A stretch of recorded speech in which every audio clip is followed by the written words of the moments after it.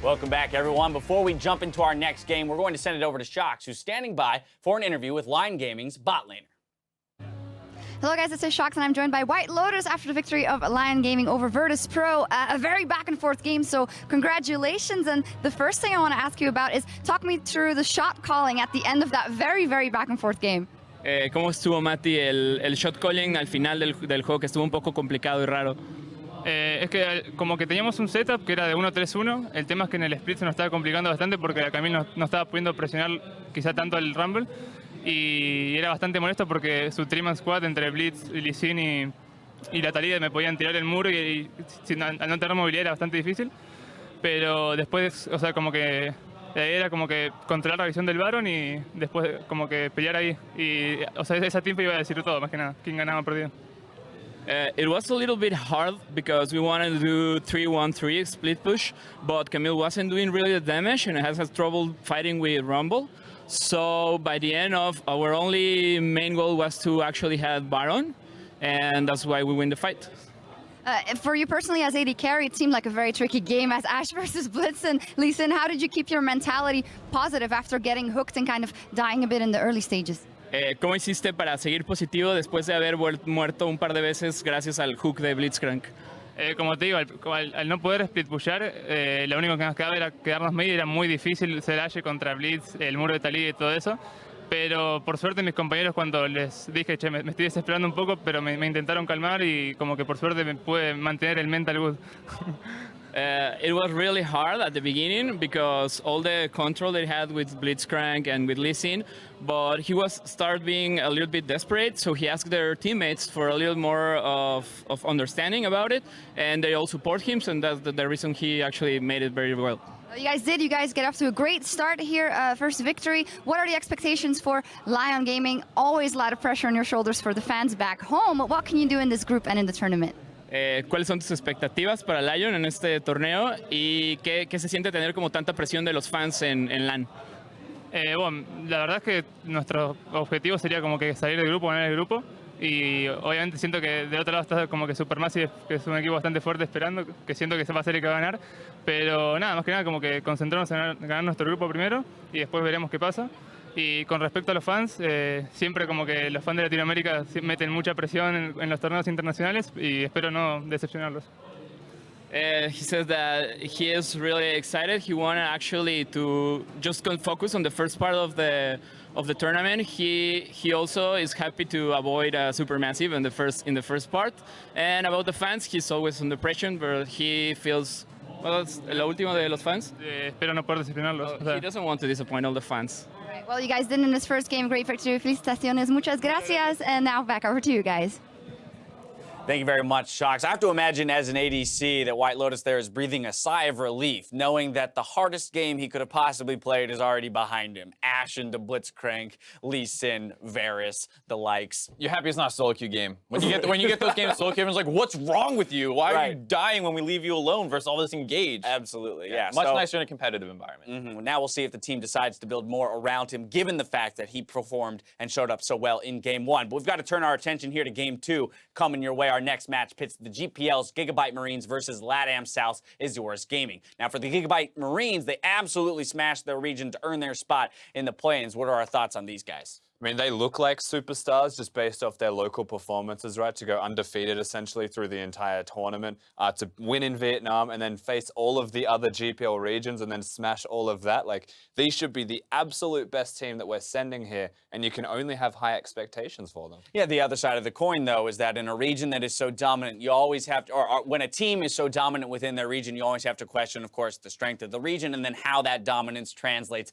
to the international stage. So it's really a guessing game, and this first game that they play here in the tournament will be very telling. Yeah, I mean, you can kind of maybe extrapolate the story of Lion a little bit to them, where, you know, these guys are super dominant in the region, just like Lion kind of were, and then you saw the game go really late and Lion really struggling with the macro play. Might be a similar problem here for the side of GIGABYTE Marines, where they think like, okay, we're going to pick our, you know, usual style, and it doesn't quite work out. One thing I will say is that I do like what I've seen of their drafts a little bit more standard, not quite crazy 1-3-1s all the time, running some Renekton's and Kendons, still split push, but with, I think, a little bit better ideas behind it. Yeah, and they've been around for a long time, right? So for what it's worth, when it comes to losing games, coming back into defeats, this split was dominant from them, but they've tasted defeats before. Alrighty, and then of course on the other side of the rift we have Isurus Gaming. They had a slightly more difficult road here to the MSI play-ins, of course not going undefeated in their region. But still, what are our thoughts here and how they might stack up against this Vietnamese team? Well, I mean, we talk about the importance of like individual strength between these teams. They were a team that actually went to Korea and boot camps for a little while. They were hitting master tier from what I heard. So if you want some kind of random comparison, Golden Glue just spent a month in Korea. He hit master tier as well. So, I mean, as much flack as he sometimes gets, we know that Golden Glue is actually a strong player, one of the best North American mid laners. So you're looking at a lot of strong players here, and that's going to be the thing that a lot of people are talking about when they look at the group stages is how strong the individual players are. Yeah, and I think the same thing applies for both of these teams within this game, in that, yes, it wasn't the perfect run, but they still looked like a dominant side. They've been dominant historically, even though the roster has changed repeatedly. The organization has always found success, and coming into this, there's no exception. It's just that these guys are all going to be more so rookies on the international. So while we talk about their success here, maybe hinging on individual performances, which are the specific players on this squad that you are looking to step up? I would look for Pride a little bit, and just because the top lane meta right now, we've seen a lot of counter picks, but we were talking a little bit about at the beginning of the day, where's the Kleds, where are these kinds of things. He has played a fair amount of Kled. I think it was his #1 most played champion, as well as he's got Jace, Rumble, a lot of carried type top laners. And this is where we were talking about the random talent that sometimes comes in that was on the side of Isurus. Yeah. So you might see some weirder stuff in the top lane, and I would expect that hopefully works out for them. Well, as we speak, the teams are making their way onto stage to get ready. Also receiving a warm welcome from the Brazilian crowd out there, as this is their first appearance so far in this tournament. I mean, let's also remember that, right? That this is the international stage. That for some of these players, this is the first time on a stage this large with as many eyes on them as they have ever had before. And so how are they going to deal with this pressure? Those are the intangibles of League of Legends that it's very tough to say when you've got you're probably playing the most mechanically demanding, strategically demanding game of your life in front of the largest crowd you've ever played in front of. Wow, these things really start to compound. Yeah, and the biggest thing that usually goes away is your style as a team. You default to passive, you just try and scale up maybe. We saw it all yesterday, but what you want to see from Isurus, what you want to see from the GIGABYTE Marines is aggression, just unbridled individual flair, just going all in on their mid lane, on their jungler, working as a duo, pushing lanes. You can't default to comfort with these teams. We'll have to see which one comes out swinging harder. With the game almost ready to go, it's time now to send it over to our casters. Thank you very much, Dash. We are getting ready to get into this one, and well, after that last game, I think our palate's not quite cleansed of all the action. I want to see a lot more of it. We'll see what happens. I mean, you have some explosive players on these teams as well. Yeah, and you look at it, Levi, All-Stars last year, he was such a dominant force on Lee Sin. It's got to be banned, surely, in this game. You would think. You would definitely think. And Lee Sin's been so popular, but I mean, we have had a couple of other jungle choices that have been really popular over in Group A. We'll have to see what fills out in Group B. But I don't know if this is the game where we'll really see all that experimentation unless the bans come really hot and heavy. Maybe. I mean, who was expecting Blitzcrank in the first game? I mean, they played it in one game. Now, the interesting thing is for the GIGABYTE Marines, when you look at this, there's not a whole lot of information out there about this team. And the normal places where you'd look and you'd go on like Esports wikis and you start clicking around, there's no way of just being like, oh, okay, they played this. We'll just ban it out. Harder to scout, yeah. Much harder to scout. So this is where maybe some of these pocket picks will come through. The interesting thing, the analyst desk talked about Pride specifically for Isurus on the other side of the rift.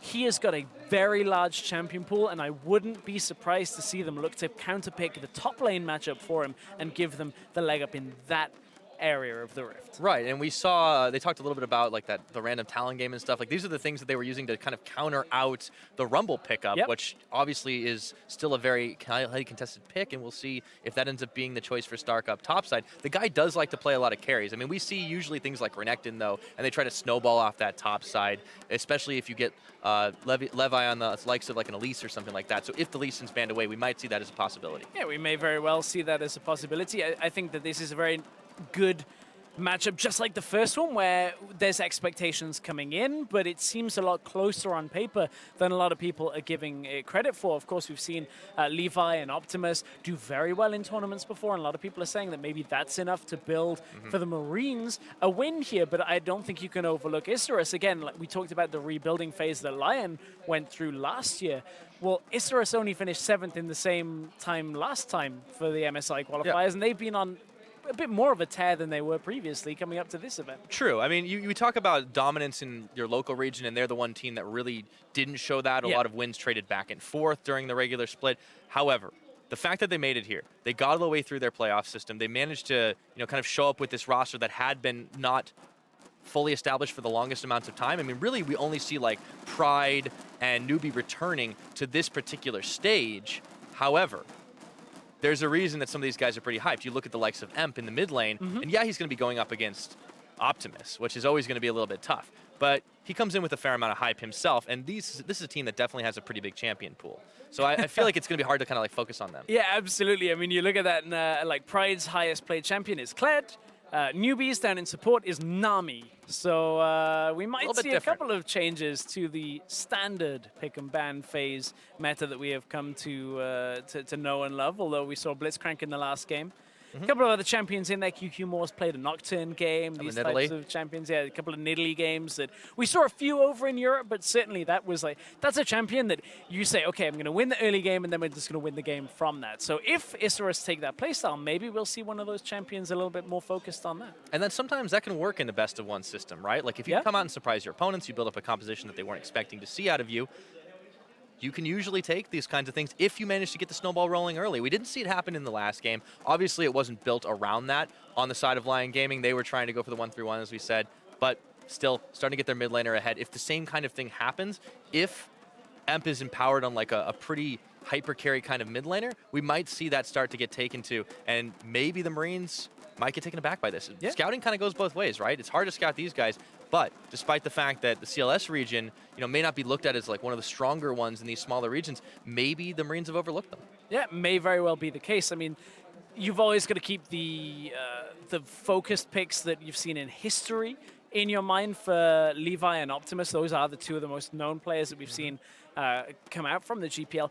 You look at it, and they've played a lot of Orianna Kassadin out of the mid lane. Now, those are slower scaling champions. Yes, we see a lot of Orianna in Europe, still not so much the Kassadin. So will that be where they default to? Because we've seen more focus on Syndra, Ahri, Echo, earlier game mid laners that can look to roam, look to get picks, and look to catch people out. So there's a lot of differences now that we're going to see evolve from the last time we saw a lot of the players. Yeah, and not to mention, Optimus is still one of those guys that if you leave him in a good situation, he might just pick up one of those assassins like the Zed, that kind of thing that can come out on occasion. He has expressed, though, recently talked about not thinking he's the most confident as he used to be, not thinking he can necessarily tango with some of the best mid laners, especially at an international tournament.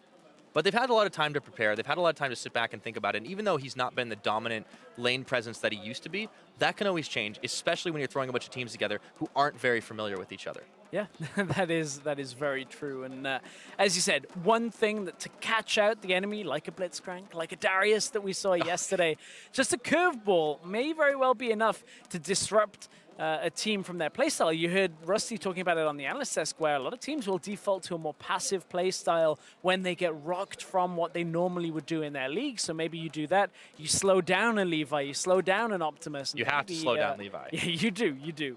Maybe that gives you enough of an advantage to build from. Well, we started to see that happen with Virtus Pro in the previous game, and there's definitely something to be said for trying that strategy against a team that is going to just try to kind of rush in at you, guns a-blazing all the time, and just update you guys on what's going on. Quick delay, players just getting set up. It's a little bit slower than usual, so we should be hopping in pretty quickly, but we'll see how it all goes down. And for GIGABYTE Marines, I mean, I think it is really all about those individual star players, right? Like, there's a reason we highlight these guys. There's a reason that people want to look at those names like Levi, even in their home region especially. Vietnam being one of the most powerful regions, sub-regions, if you will, within the GPL, that's kind of a big pedigree for them. And you look at players like Levi, who are compared by the Vietnamese fans to the likes of SOFM, who's overplaying in China on Snake, and they put him on such a huge pedestal. And there's a reason, because the guy will punish every single mistake. You have to watch out. Even though like QQ Moore has not necessarily had like a high death count within his own region, I don't think he's faced too many players of Levi's caliber. I would be excited to see how that plays out in the game. I don't know whether I don't quite know where to place Levi right now, because we saw him do very well in All-Stars with the lineup that had Celebrity and Ron OP, because that was the All-Stars lineup. There was a lot of individual skill. Now he's got to go up against, alongside his own team, of course, up against a full 5-man team that has won their own region. So I'm not counting Isurus out. Well, that's a good point there, Stress. We're getting into picks and bans now. Galio is taken off the table. Didn't get to see him in the first game, but he has been hitting the Rift and hitting it hard. Shen's the counter ban, and followed up by Agragas from GIGABYTE Marines. A lot of focus on top lane already between Stark and Pride. Again, 4 bans now thrown towards top side, of course. A couple of flexes coming out as well. Of course, Galio, Gragas, we have seen them in other roles. But as we get further and further through, Camille is still available as a top laner. That Kled that we talked about for Pride is still up there. So it's not like they're hitting Pride's champion pool all that big. Let's see what Stark's been working on. Well, GIGABYTE Marines still have a few seconds. We won't see those top lane picks right away, or at least we shouldn't, is a Kha'Zix ban against QQ more. Now it's back to Isurus for their final ban of the first phase. Wanting to take away one of those junglers that's looking to farm up to 6. I wonder whether GIGABYTE Marines will be looking for that Lee Sin early. Now, Graves goes up in priority because Ivan just got banned. It is available and is one of the stronger junglers that is left available. We saw Levi play a bunch of it at the All-Stars as well. He's not just a Lee Sin player, but that is his standout champion. And it's very... So far, we have not really seen the Graves make it through picks and bans with the exception of last game. It was all in Group A. They had their own micro meta. We kind of talked about how maybe this was going to be a bit different over in Group B. So far, it's definitely true. We get our Graves. But now you look for Kindless. Varus has to be a pickup. That is a Nidalee pick. Already he does it. Coming from QQ more. So once early game focus, good clear, good emphasis on this early game jungle pathing, and a bit of an adaptation out of Isurus here. I was expecting the Varus to come through. It's his most played champion, but with Ashe available, they want an engage tool coming through here because they don't have one from the jungle themselves. Yeah, but they have themselves some tools to get ahead nice and early. We'll see what GIGABYTE Marines try to answer with. This side been hovering Kennen for a while. And I wonder whether Isurus now will look for a pushing bot lane and then look to go aggressive under the tower. Now, okay, the GIGABYTE Marines. Kennen picked up. Could be a flex to AD carry. Could be up in the top side. If it ends up being AD carry, may struggle getting pushed in by Isurus here because Kennen doesn't have the best wave clear pre-Hurricane. So we're waiting for later on in this draft. I expect Isurus to counterpick top side. The Lulu will offset some of the push power. Will it be answered by the likes of a Karma here out of Isurus? See if that's what they end up taking. If not, they have a heavy risk of it being banned in the next phase, and still several seconds on the board for Isurus to try and pick up another one. Would make a lot of sense to get their support here. They don't want to reveal the mid or the top. Mid lane is another option if they go Syndra. Oh. I was about to say it because now you get 2 bans. You ban away the Echo.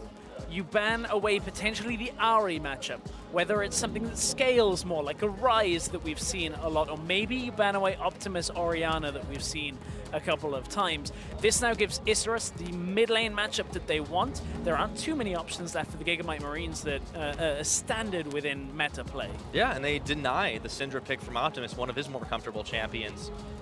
Interesting to see what they answer with, but there's still a couple of bans to get through here. 5 seconds ticking for the GIGABYTE Marines. It trades away support priority here. You should see double ban on support here. Karma goes out of the window because now you basically are forcing Isurus to pick support. They've forced himself into it as the first pick of this rotation. Top lane comes last.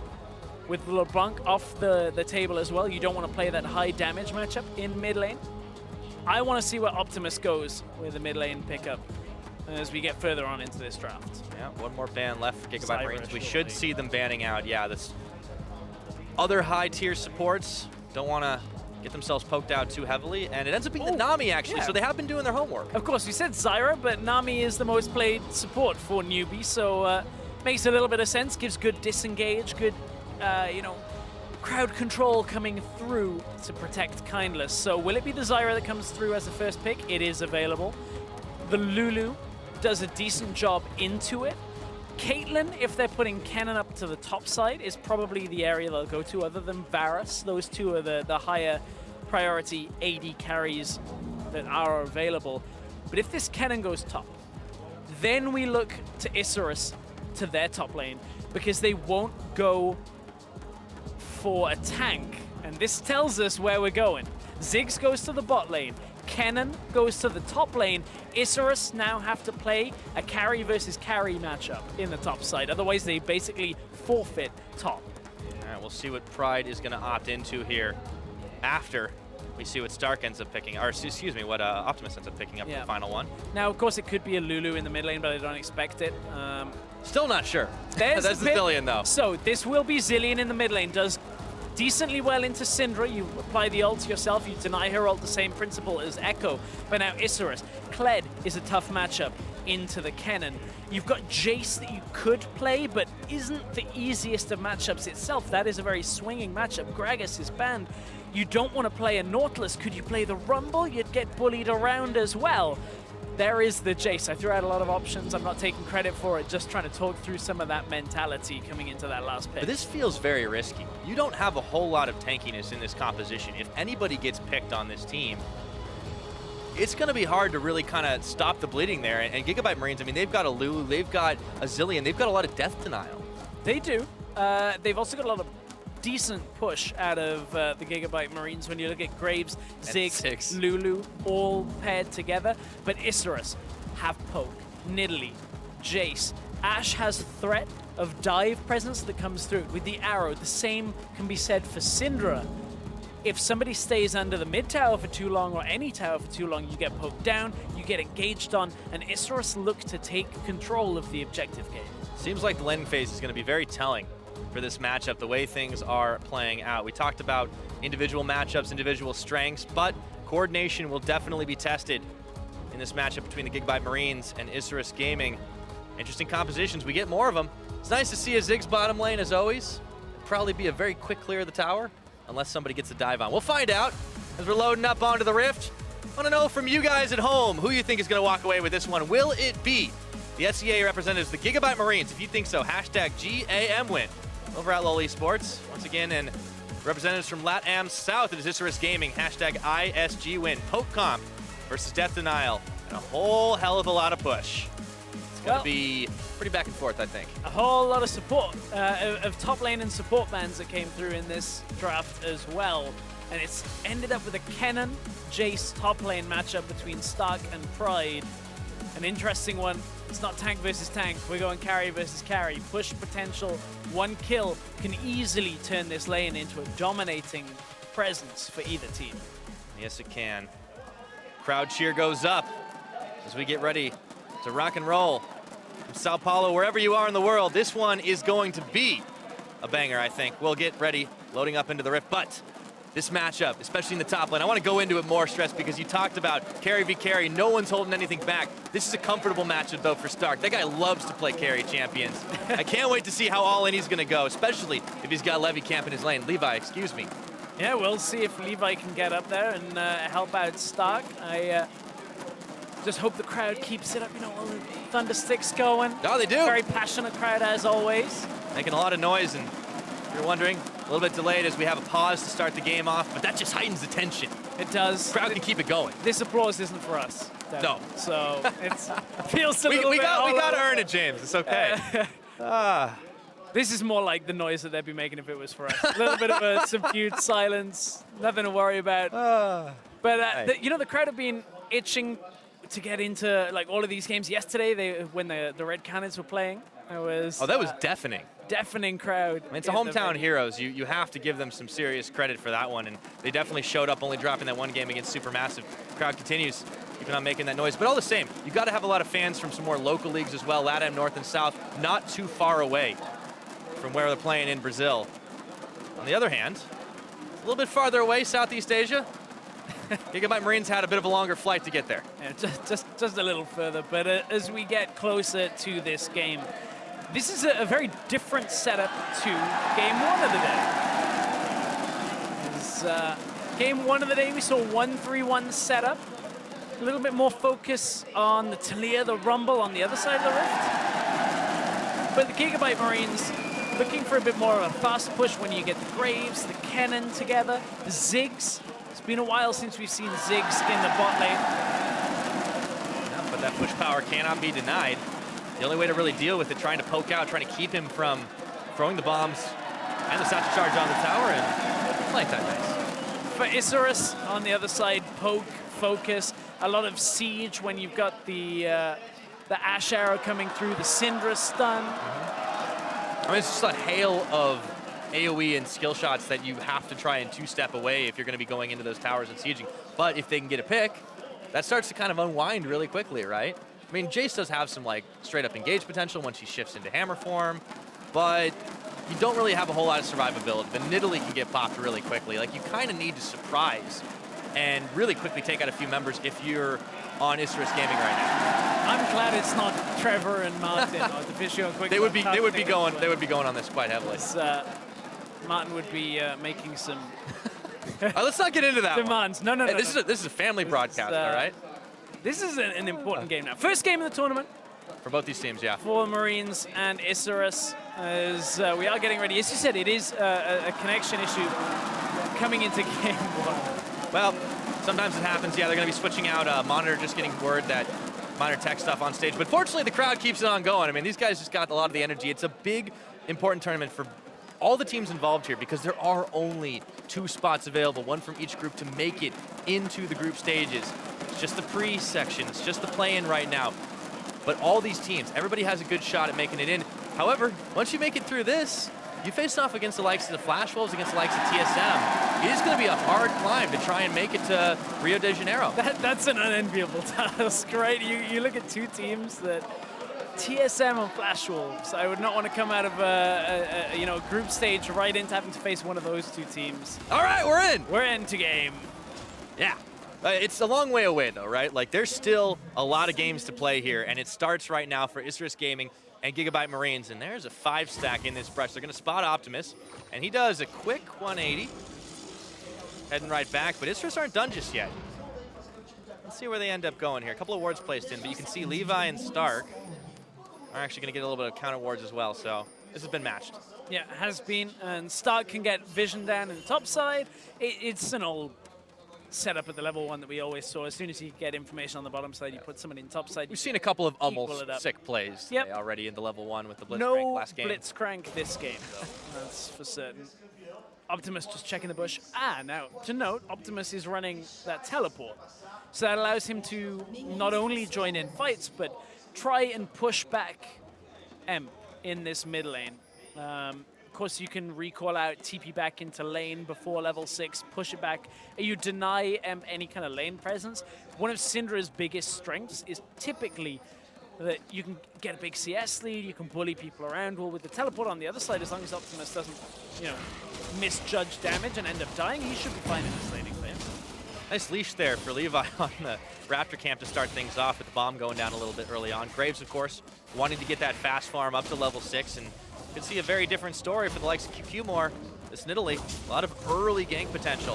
No CC to speak of, but that's a lot of damage for that kitty cat. And then you have to look at where QQ may end up going. Like if bot lane end up pushing really far up, maybe you end up ganking that Ziggs down in the bottom lane. Of course, yes, okay, he does have the satchel charge, but still not a reliable escape tool. Yeah, it might be one of the easier lanes to gank when you think about it, because the Zilean has so much ability to denial. Obviously, not quite until he gets level 6 can he stop himself from going down, but he's got a speed boost. He has a lot of wards around there to kind of spot things out. And you can see Levi hovering around. Stark is also going to be able to get away from ganks. From Levi coming in mid lane. Emp is pushed up here. Now they force him to move out of the lane. Flash forward, enter the line. He follows through. That's 2 summoners for 1, though. Emp just pops both his Ghost and his Flash at the same moment. And now it puts Emp in a really tough position in the lane, because you normally want to bully that lane as the Syndra. That's what we were talking about. Well, Optimus now almost has an uncontested laning phase up until level 6 right now, but QQ wants to even this out. Optimus knows he can play on the bottom side. They've already read that QQ will be now on the top side. He plays in the defensive side and should be fine. Hanging around, okay. Bombs are flying. Optimus is in trouble. The stun of the flash and the swipe. It's finished by Emp. That's first blood for the Isurus mid laner. Should be fine doesn't mean he is. Optimus didn't really respect the positioning of QQ. The flash came out. Oh, here's Speaking of, aren't you just out of nowhere right now? Finishes it off with the help picks. Oh, that is an awkward time roam for a Lulu. You'd expect that out of a Thresh. Thresh will come to mid lane around about this time sometimes, but you wouldn't expect Archie to have come out of the lane up to mid lane to put enough focus down onto M. But it's a good play out of the Marines. Yep. Levi is able to even steal away a bit of camps from QQ more, and, well, we thought it might have been a Lulu mid. It was, just not all the time. Yeah, only at the 3-minute 20 mark. Hey, gets a kill. That's all he needs. Is able to put a lot of presence on the lane, and there was a TP used by Optimus. You saw it come back into the mid lane, now maintains the CS lead against Emp.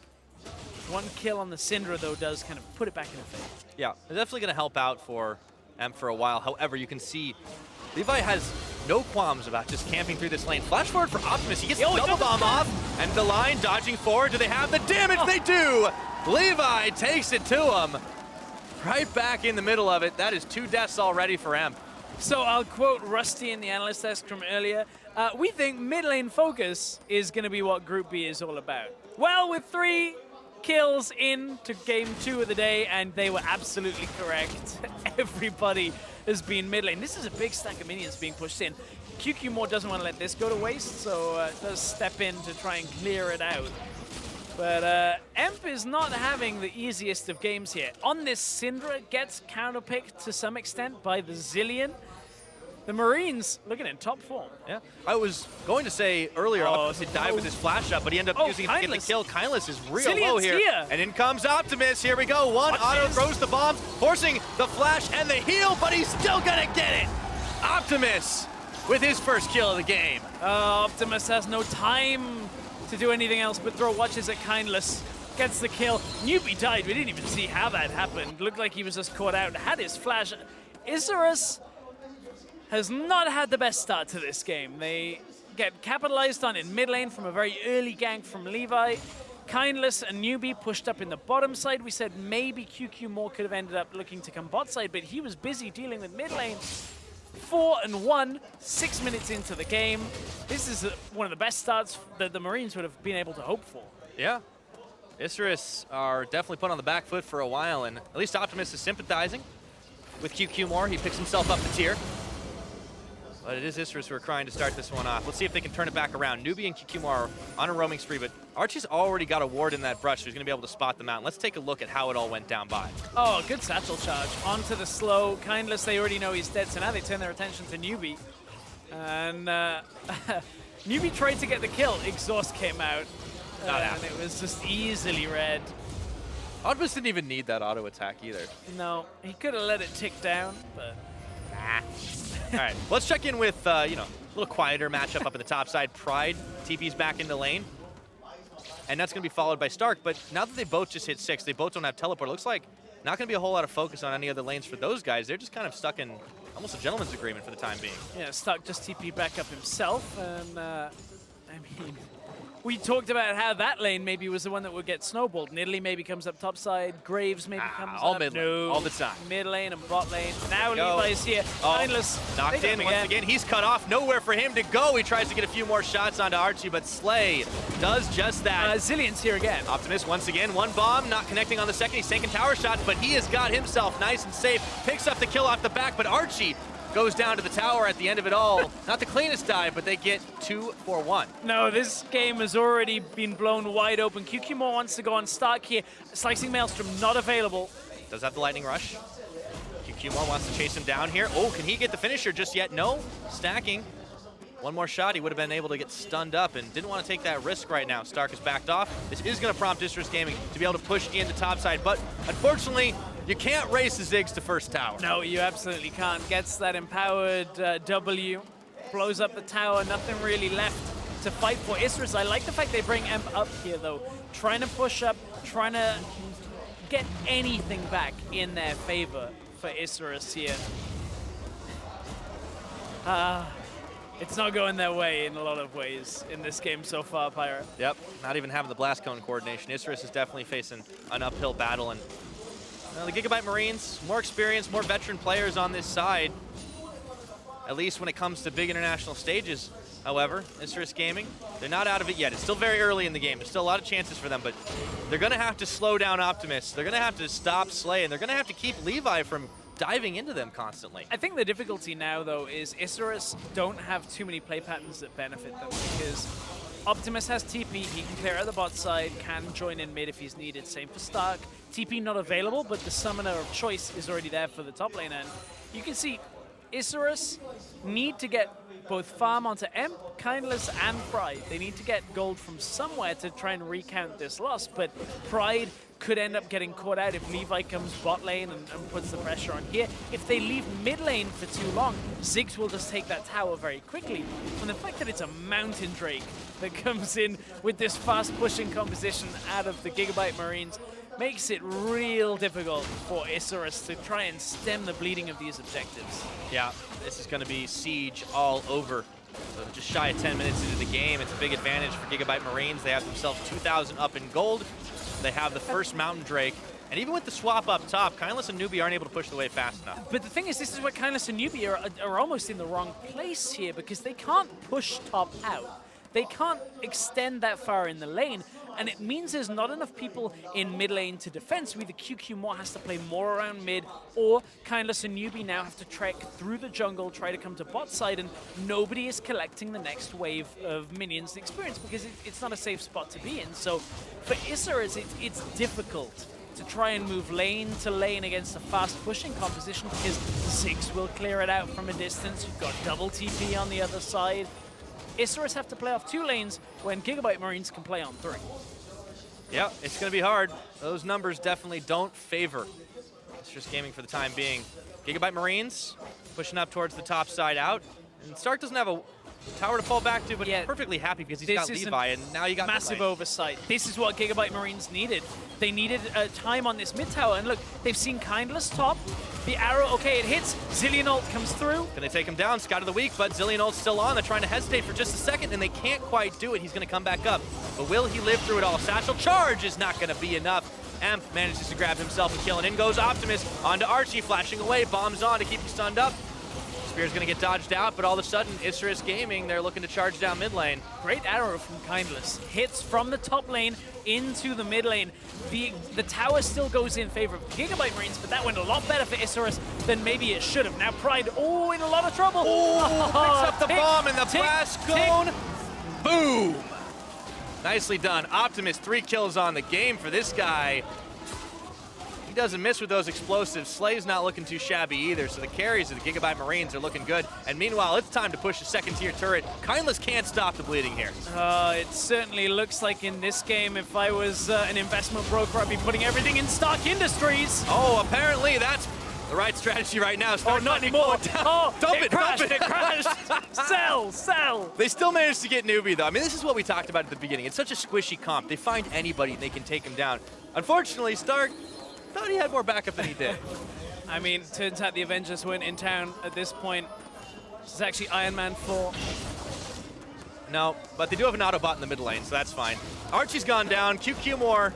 This has gone a little haywire, Stress. This game has gone crazy at this point. We're 11 minutes in, 12 minutes as we take over, and 8 kills to 5 on the board. GIGABYTE Marines very heavily focused on this tower push with the Ziggs. We expected that to come through. Maybe a little heavy-handed onto the top lane tower where they're like, okay, we'll push them inner and we'll try and keep going. Well, Isurus did react in time. Yeah, I mean, it really seems like a lot of these players are trying to make the highlight reel, which I suppose when it comes down to Levi and Optimus, that's a bit to be expected, but Stark was kind of buying into it as well, and as a result, unfortunately kind of paid the price. All that being said, the item spikes are starting to come through for these teams. Stark has himself play the Ruin King. You see them rely on Nomicon on not just Optimus, but also Slay. So, and the tier's stacking up. I mean, this is looking good for GIGABYTE Marines across the board. The problem is, if they still get caught and bopped, that's a chance for Isurus to start pushing towers. It is. Small win goes over to Newbie. Got that Rift Scuttler.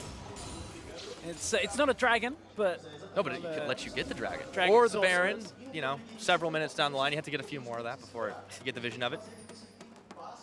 But objective control has definitely been going the way of GIGABYTE Marines for a while, even if they have been pushing their luck a little bit. Isurus is really trying to take down this mid. The problem is Slay's sitting in the mid lane. And, well, good luck pushing against Ziggs. Yeah, and also good luck when the Ziggs ult is back available again. Now they've got to deal with Stark, who's going to push out the top side. Emp can't really take that trade. To some extent can, but it's not one you want to be in for a long time. If Emp doesn't land a stun, it's tough to get that kill. All-in potential for Emp. If he surprises Stark, will be able to get the kill. He's coming in, throws Oh, the he ball. missed. It's going to get dodged. Scout of the week. Nope. Stark is Now going Emp in needs for the to run. return. There we go. Nothing's going to come of it. Newbie was heading up towards that top side, but meanwhile, once again, the oversight, they're not watching the mid turret. Yeah, again, they commit over to the top side to try and deny the push, and now GIGABYTE Marines move in. Levi's here. Oh boy, Levi, he might have not wanted to go as far in as he did, but the Scout of the Weekend, the ultimate unleashed power, is enough to almost take him down before Zillion gets to the party. Meanwhile, though, Newbie had gone down to the big Ziggs bomb. Oh, Here comes Pride, takes a hammer to Levi, and QQmore is going to swipe down Stark, looking for more. Slaying Optimus, Satchel Charge pushes him back, but still, this is a chance for Isurus Gaming to get some back in the books.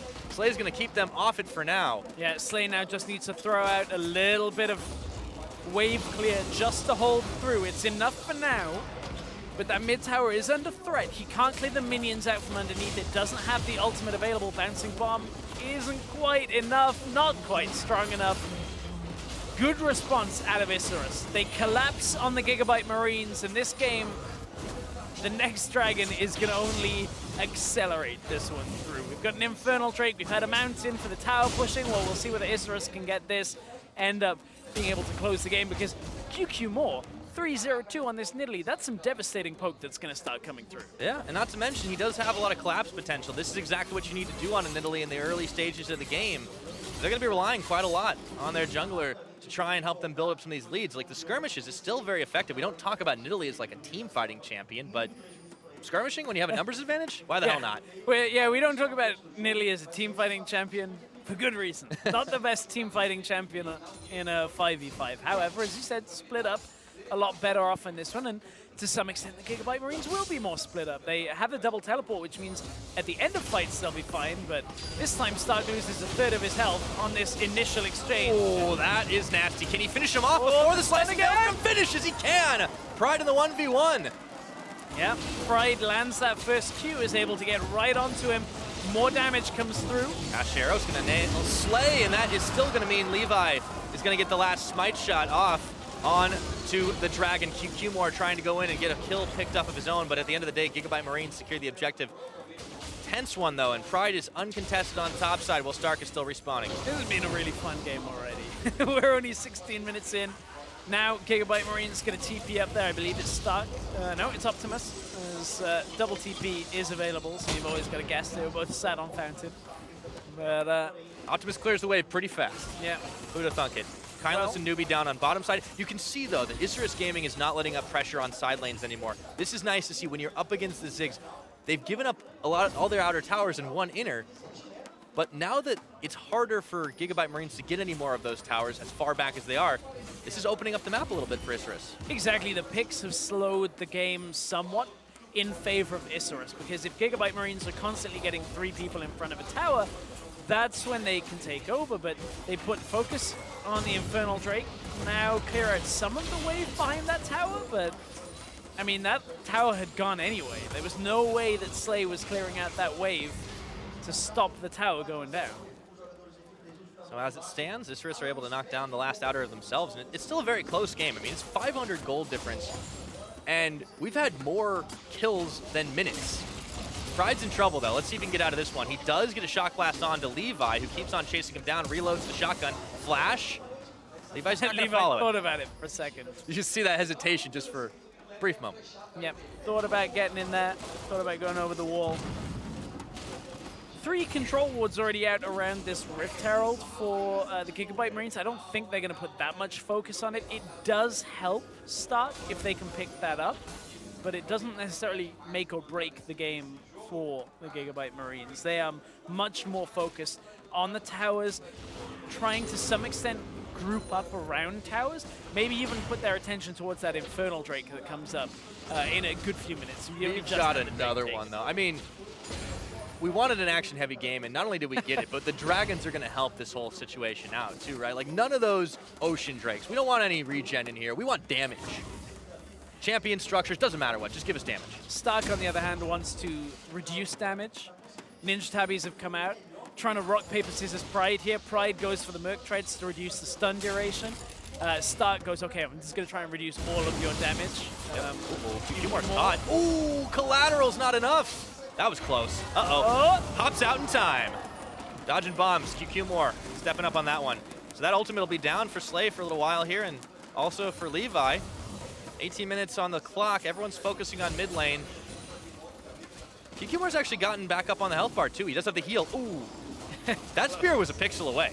Yeah, very, very close on stealing that red buff. Would have been a nice little win for QQ more, but it's not much. But look at the grouping from Isurus now coming down through the bottom side jungle. They can clear out the vision control. They know they've got the likes of Hawkshot, the arrow coming from Kindless to be able to maybe set up a dive here on Stark. He does have slicing Maelstrom. The rest of the team is around him, but mid lane and top lane, you can see there's still 2 members of GIGABYTE Marines there. This is Isurus sieging the tower. Yeah, they managed to poke off GIGABYTE Marines, and even with the Ziggs there clearing the waves, doing a lot of damage, Emp manages to get a stun off onto Slay as he joins the fray down bot, but look at what's happening with the rest of the GIGABYTE Marines. They're on mid, they're on top. Yeah, that was the poke threat that was coming through that opened that tower up. TP comes through to deny Levi the tower push. I don't think he realizes Optimus is here. That was a great stun. Right on top of him, yeah, just enough. And Levi's even gonna tag his way in to get the kill. Goes down with the Zillion ult on, and that's gonna be tower for GIGABYTE Marines.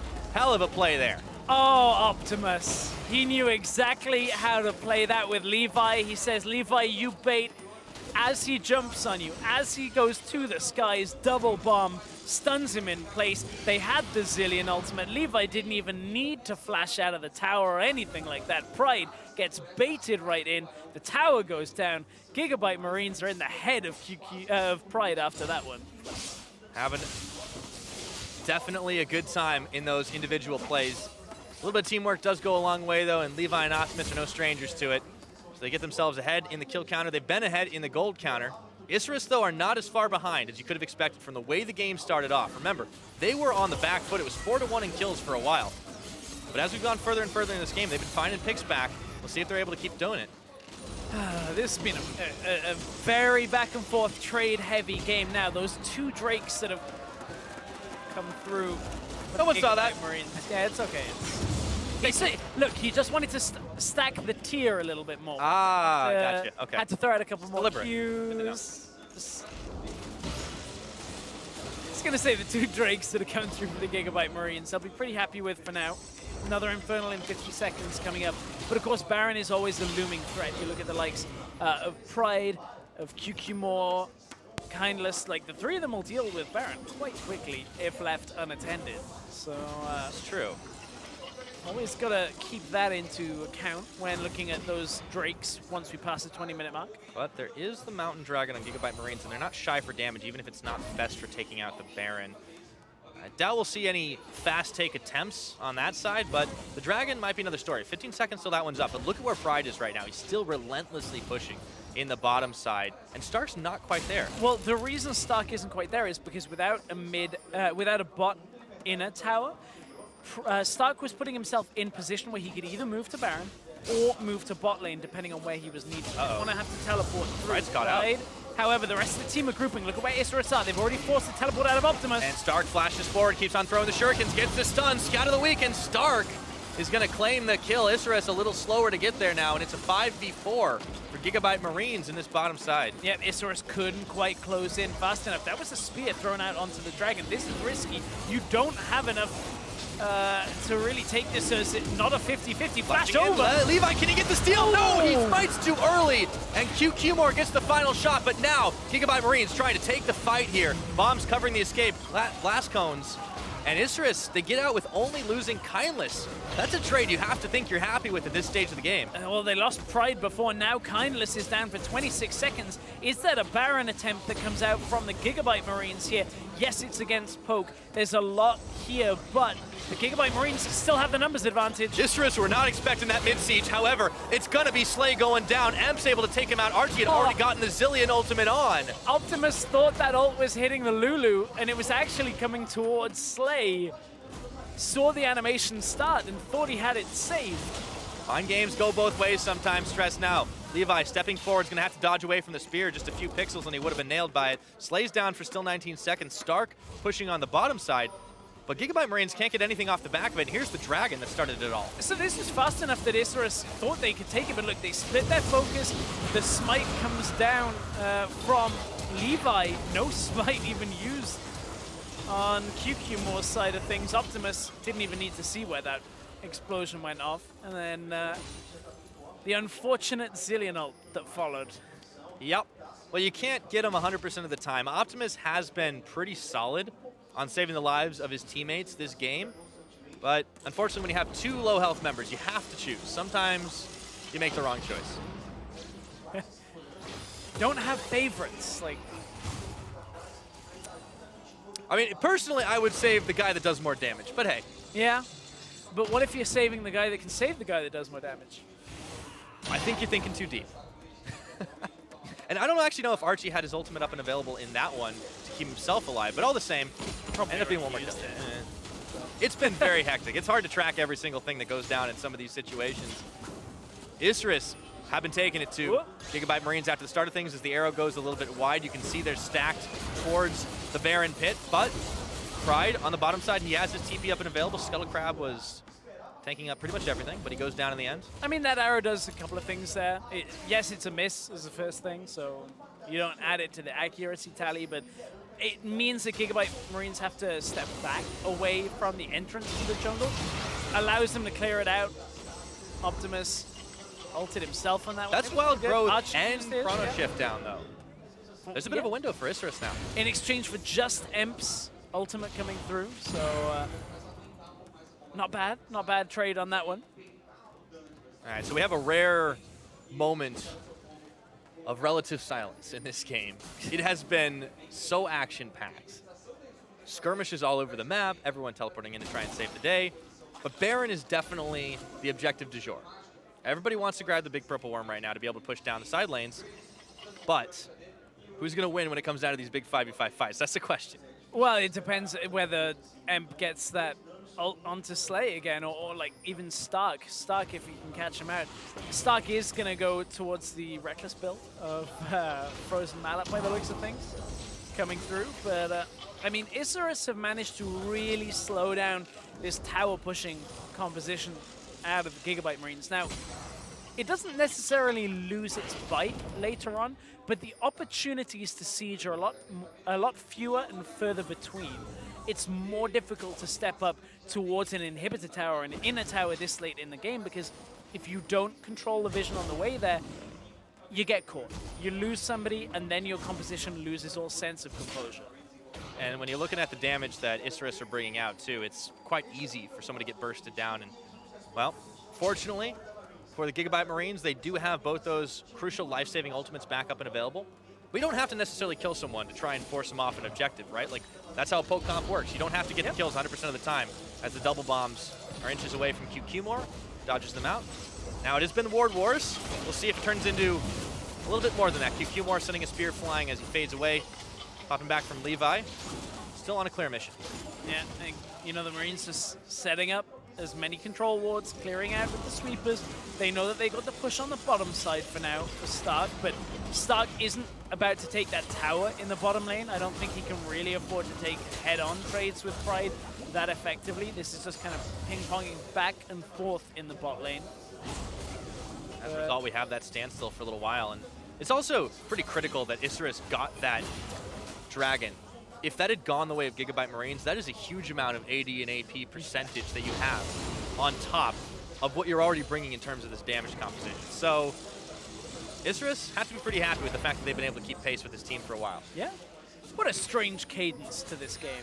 GIGABYTE Marines get a bunch of kills early on, Isurus fire back with some themselves, and now we're drawn into somewhat of a stalemate between these two. Stark looking for the flank. He has 4 members that he can look to Slicing Maelstrom here when the fight starts. All of a sudden the action goes back up. He's got a 3-man stun, 4 you said, and there goes the boom! Stark is going to get 1 kill onto Kylan's, a double kill now onto Newbie. The bot lane's melted. QQMore tries to go in for a hero mission, but that's the triple kill for the Kennen.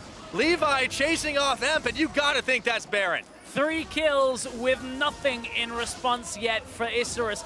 They have a lot of poke around this Baron, so Pride can look to maybe take out Levi from long range. That's a good shock blast to start it off. Puts fear into the GIGABYTE Marines Baron attempt. Can they look to steal this? Throws the Krug in. Why the hell not? This is going to be Pride's close. coming in. Cannot get the smite steal off. Slay's going low. Pride looking for it around the side. No, it's going to be smited down. Pride just couldn't find an angle, and at the same time, every member of the GIGABYTE Marines, they get in, they get the objective, and it's time to get out. M died by the looks of it to Archie, so this is how the fight started on the bottom side. They were forced back towards the tri-bush, and who comes out of the bush? It's Stark. Triple stun to start, ends up locking down everybody in the end of it. And the GIGABYTE Marines, this was a perfect flank coming through from this cannon. This build with the Blade of the Ruined King, the Hurricane, is more built for team fighting than necessarily side lane until the Frozen Mallet is completed. And that was a beautiful team fight that comes through from the Marines. Yep, now Isurus are going to try to grab a little bit back. The collateral damage, they get the smite, and the last shot is newbies as they pick up a Mountain Dragon. So they are even on Dragons, but the gold lead swung pretty huge for GIGABYTE Marines back there. And now they are charging on multiple lanes. Isurus, they're going to have to rely on those Dragons they've managed to take away by inches to stay alive in this game. Yeah, Baron goes in favor of the GIGABYTE Marines, now looking to push up, utilizing that TP available on the Zillion, but Optimus is out there on his own here, does have ultimate available, and backs away because he's giving a lot of respect over to Isurus, knows that he could get caught out here, needs to buy extra time, but look at it, Stark, no TP down on the bottom side. This is where they're going to attack. All right, here's Kikimor waiting in the wings. Shock Blast comes in, thins the wave a little bit. They've got him stuck. There we go, right he goes. He gets a double stun off. However, if he can stay alive, that would be something. Pride gets the shutdown, and he's able to limp away. Acceleration Gate, how fast can he run? Optimus is charging down for him, chasing him away from his own base, throws the bomb, it's flashed away. He joins up Rendezvous with QQ and is he going to be able to make his escape? Jace with the secret agent mission. Archie got caught there as well. Redemption comes through, it's enough to heal him up, but now Archie is pincered in. Or who's pincering who? Here come the Marines, back for QQ. This is a ridiculous trade. Nowhere for the Nidalee to go, unfortunately, and Slay is able to take him down. Pride does manage to sneak out, lives to tell the tale. Meanwhile, Isurus were preoccupied wave clearing in the mid lane, and that was wacky. Kindless, Emp, and Newbie just said, no, we're not going to try and save you. We're going to push back our waves in top and mid, deny any push attempt with the Baron, soak up more time. But the problem is the Marines down on the bottom side now will get one tower for it. There's no real way of stopping them. And if this is a big enough wave stacked up, remember that Ziggs eats through turrets that get towards low health. They could very well push in again, but the minions are running out. There's only one wave behind them, and it'll likely be the last wave with the Baron buff, unless Levi is running that runic affinity. They have so much damage with this Ziggs, able to push down the tower, but they can't quite get the angle they need. And there's some low health bars here. Newbie does get caught out. Collateral damage is burned, but it's only half healthing his health bar. And Pride, he's just stoned away by the Ziggs ultimate. Satchel Charge only used on the back half of it, and now they've managed to break open the base of Isurus. Let's see, crunch time. The LATAM South team, can they keep their base alive? At this point, it's a difficult ask. Now, the Ziggs not quite as good at just instantly taking out arrow. The start got caught by that arrow. He does manage to get himself QSS out of there, a little bit on the late on the draw, but he is nice and safe. This is still hard, though. There's so much tower-wrecking damage on this GIGABYTE Marine squad. Isurus just can't react fast enough. Yeah, Isurus will be saying, whew, thank God that Satchel Charge passive doesn't work on inhibs. They at least have to take that a little slower. But they have hemorrhaged towers throughout this game of Isurus. They've lost 7 already. And Baron has just expired. Elder is on the cards a little bit later on as well. But it's been a very back and forth game between both of these teams. Tower push in favor of the GIGABYTE Marines, utilizing the Ziggs, the Zillion. The poke has really been strong out of Isurus. But I feel like they've left a few of their members out to dry a few times in this game. That's definitely true. And it's kind of resulted in a lot of that back and forth. The skirmishes, Isurus have been able to find a few things back, and even if they've given up a lot more deaths themselves, they're still not lacking for damage, and there's not the most survivability on every member of GIGABYTE Marines. You look at the Frozen Mallet, that's like your big defensive item, that and the Ninja Tabby for Stark.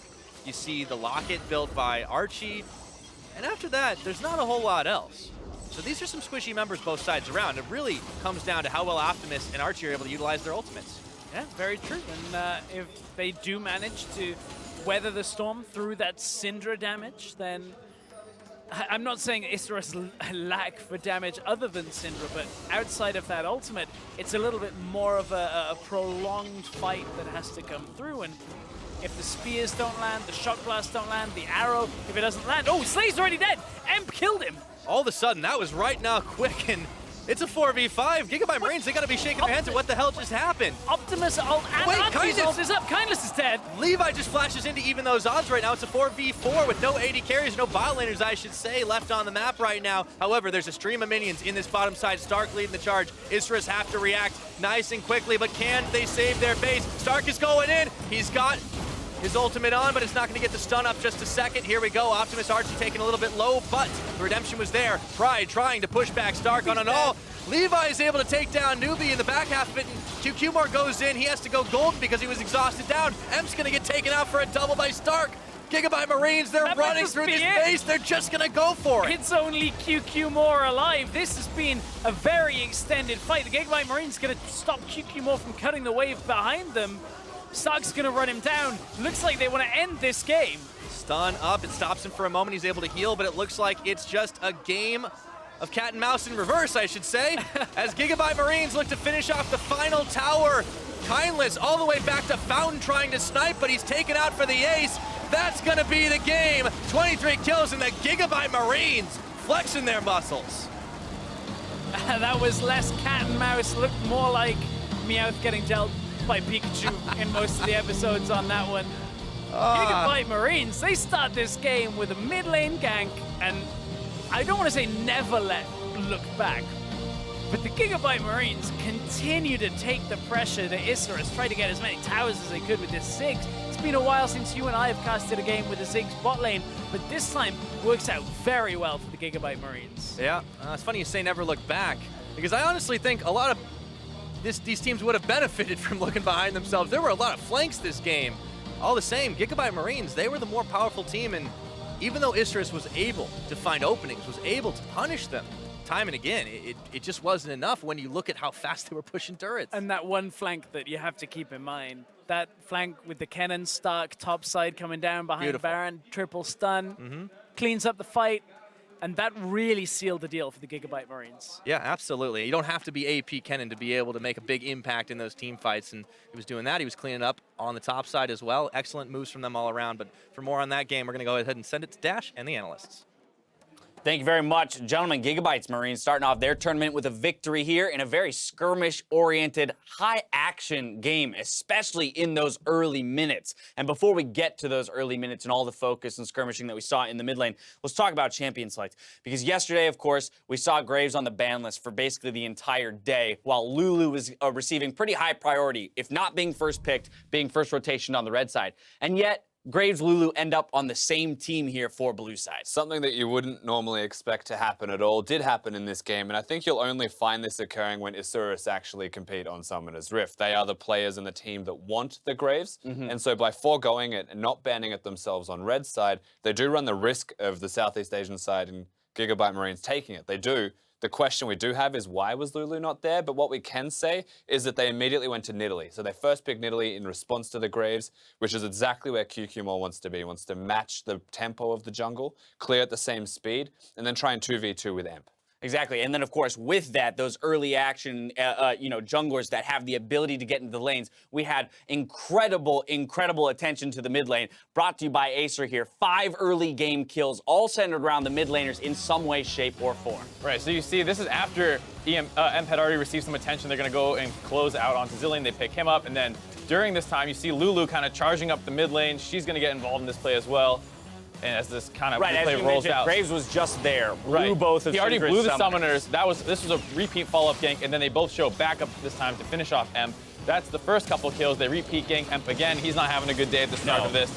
Gets picked off another time, and then this whole kind of roaming train continues now that you have pressure in the mid lane. You see Zilean charging down the river right now to join in this bot lane 2v2 that was already going pretty well for the Marines, and then they're able to pick up a couple kills. Newbie trying to run distraction, but that's okay because Zillion's gonna be able to clean the kill up. And again, the snowball started all from that first bit of pressure in the middle lane, right? You go gank, you bring Lulu mid at 3 minutes, Zillion returns the favor, goes bottom at 5 minutes, but Graves is everywhere. That guy was actually like pumping the NOS. Absolutely. Oh my goodness. Levi just as an individual in this game with the support of a Lulu and a Zillion, kind of speeds and shields behind him, he was going off. But immediately following all this early action where we would normally say, okay, with so many kills falling over, you'd expect at some point for something to break, right? And one team gets total control. That didn't so much happen in this game, and in large part a product of the compositions, because we don't have a ton of engage or ability, or rather permission to dive turrets and take objectives. Right, I mean, that's kind of the thing, is neither of these comps really abuse the other one in any way, or even when they get ahead can force like sieging up, because we saw there a number of times that the Marines grouped up around mid lane. They wanted to try and force that turret down, and then you saw an Ash Arrow come in, a Syndra stun, numerous things that would start a fight off, and then they'd be forced to disengage, or at worst, start giving up some kills. And off the back of that, Isurus was able to start kind of working their way back into the game slowly, and it got to a point where they were even, and within like, you know, 1,000 or 2 gold, neither team can just, oh, we're gonna dive you. Our split pusher's way ahead. He's forcing action, and it kind of results in a little slower game after like the 15-minute mark. And that's what happens with these team comps, just in general. Like, being only skirmishing means that at best you're going to get 2 or 3 kills. You're never ace, you'll never have the ability to translate those kills into something.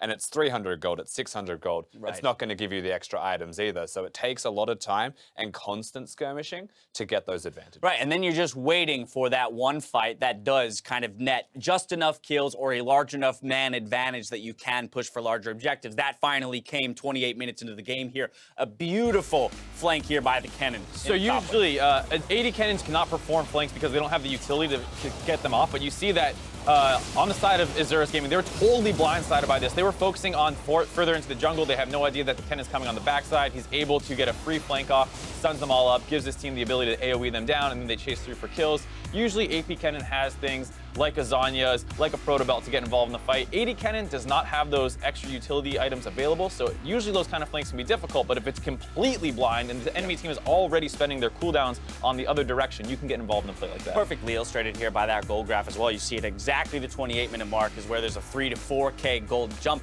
but up until that point, both teams, as you mentioned, trading back 300 to 600 gold at a time, never really gaining just enough advantage that you hit the item breakpoints that let you run away with the game.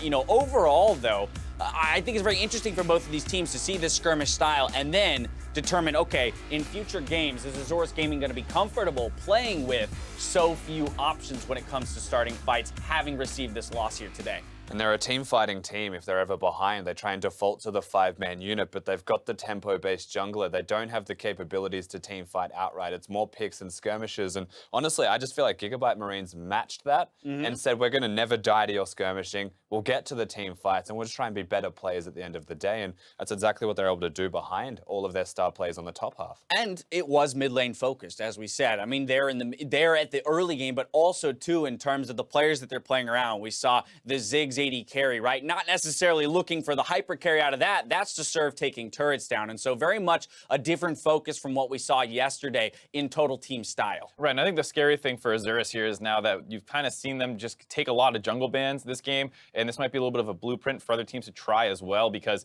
that's the thing about these teams, is they're not exactly sure how to approach each other. It's day one, it's the first 2 games, but if you see a team able to do something that looks successful, you can try and replicate that. Obviously, I'm not saying most teams should, oh yeah, let's grab a Zillion with the Ziggs and all this crazy stuff, but at least in terms of some of the bans that you're trying to limit the options of Isurus. Yeah, and after seeing that performance from Levi, you already mentioned it, but on the Graves, I think for teams now looking at GIGABYTE's Marines in the later stages of the day, I would be looking to take that pick away from him. Don't put him in a position where they can just ride, you know, his ability to the victory. I mean, it almost goes without saying, right? Graves banned all of the first day, should be banned most of this on. The one time we do see it available, a performance like this happens. Absolutely. We do have to step away for a quick break. When we return, Virtus Pro and Isurus Gaming take to the stage for Game 3. We'll be right back.